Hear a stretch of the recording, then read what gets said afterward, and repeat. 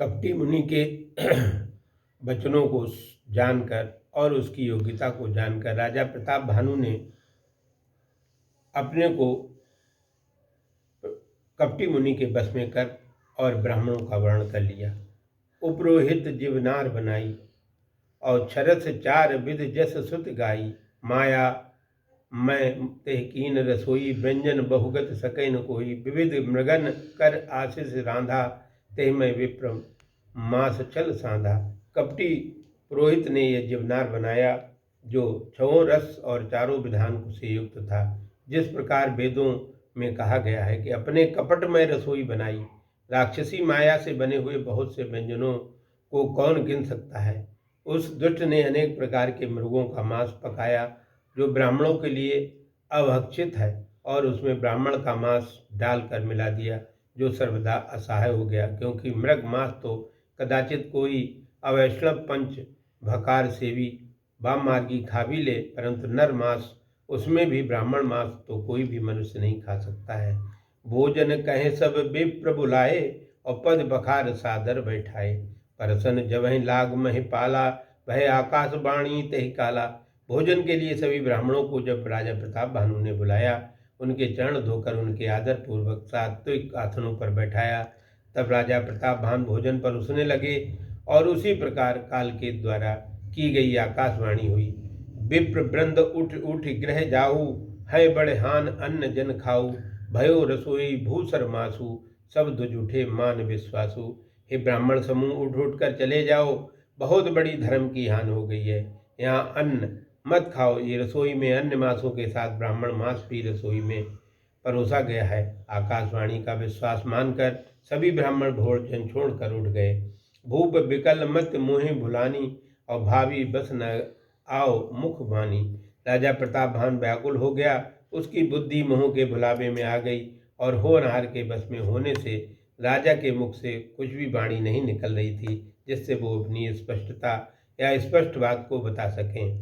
बोले विप्र सकोप तब नहीं कचुकीन विचार और जाय निशाचर हो निप मूढ़ सहित परिवार। तब सभी 1,00,000 ब्राह्मण क्रोध करके बोले, कुछ भी विचार नहीं किया, बोलने का भी विचार नहीं किया। कहने लगे, हे मूर्ख राजा, तू परिवार सहित राक्षसियों के गर्भ में जाकर राक्षस हो। छत्र बंधु तय विप्र बुलाई और घालें लिए सहित समुदायी। ईश्वर राखा धर्म है हमारा और जहेज न तब समेत परिवारा। हे नीच छत्री, तुमने तो धर्म भ्रष्ट करके नष्ट करने के लिए ही परिवार सहित ब्राह्मणों को बुलाया था। ईश्वर ने हमारे धर्म की रक्षा की, तू परिवार सहित नष्ट हो जाएगा। संबत मध्य नाश तब हो और जल दाता न रहे कुल को। निप सुन श्राप विकल यति त्रासा भई बहोर बर गिरा आकाशा। इस वाणी को सुनकर 1 वर्ष के बीच तेरा नाश हो जाए, तेरे कुल की जलांजलि देने वाला कोई भी न रहे। ब्राह्मणों का यह सामूहिक श्राप सुनकर राजा विकल हुआ, उसके शरीर में भय व्याप्त हो गया। फिर आकाश से श्रेष्ठ वाणी अर्थात देवताओं की वाणी हुई। विप्रौ श्राप विचार न दीन्हा नहीं अपराध भूप कछुकीना। चकित विप्र सब सुन नभ वाणी और भूप गयो तहाँ भोजन खानी।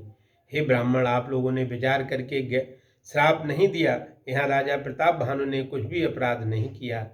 आकाशवाणी सुनकर सभी ब्राह्मण चकित हो गए। जहाँ भोजनों की खान अर्थात भंडार था, वो सब प्रताप भानु राजा गया। तहन असन नहीं विप्र सुआरा फिर राव मन सोच अपारा। सब प्रसंग मह सुरन सुनाई त्रसत बरो अग्नि अकुलाई। वहाँ न भोजन था न राजा ही।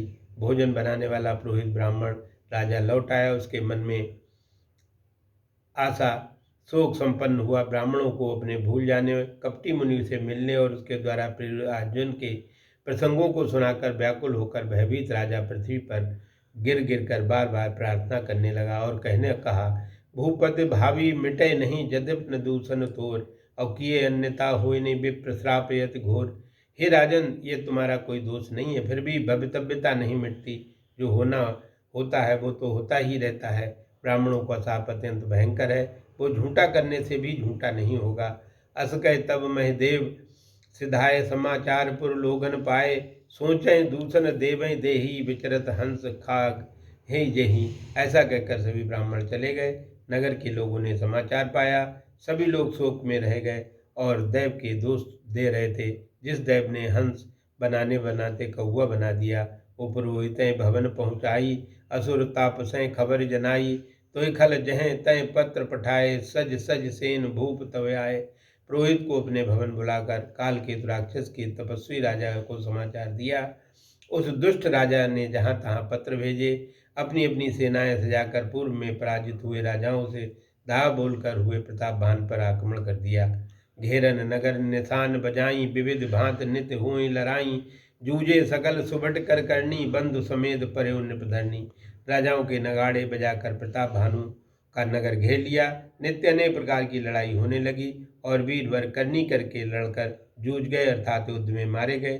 छोटे भाई हरिमर्दन सहित प्रतापवान राजा भी पृथ्वी पर पड़ गए, अर्थात मारे गए। सत्य केत कुल कोई नहीं बाचा, विप्र श्राप किम हुई असाचा, रिपय जीत निप नगर बसाई, निज पुनि गवने जय जय पाई। सत्यकेत के कुल में कोई भी नहीं बचा। ब्राह्मणों का शाप असत्य नहीं हो सकता है। आए हुए राजा सर्वशत्रु प्रतापभान को युद्ध में जीतकर अपने अनुसार नया नगर बसाकर विजय यश पाकर अपने अपने नगर को चले गए। सीताराम सीताराम, सीताराम जय सीताराम, सीताराम जय सीताराम, सीताराम जय सीताराम।